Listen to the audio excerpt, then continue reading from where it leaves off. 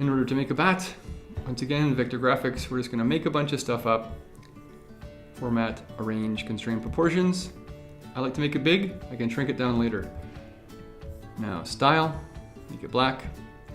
And we're just gonna add a bunch of different shapes in here and join them together to make our bat.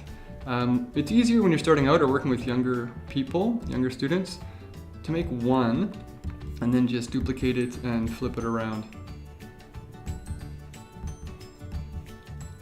All right, I'm actually not gonna make this rounded at all. Round is generally speaking cute, whereas angular is scary or serious.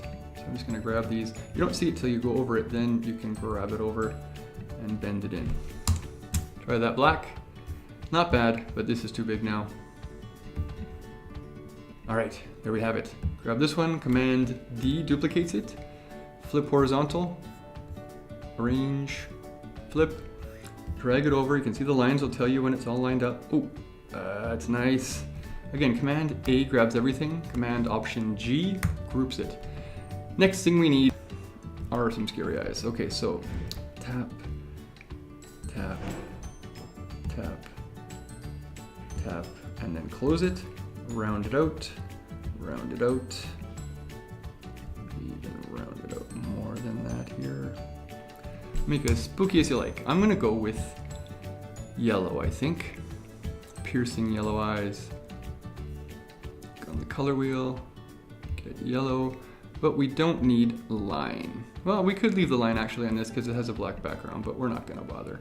Again, format, arrange, constrain proportions to make it so it maintains its proportions when you do this. Now, pro tip, if I double tap, even when it's grouped, I can still copy it. Get out of it, paste it. It has its proportions constrained, so I can make it tiny, and then I can dump it in the eyeball. Shift, tap, Command Option G, Command D, flip it over, we got our eyes. Shift, click, Command Option G, there we go.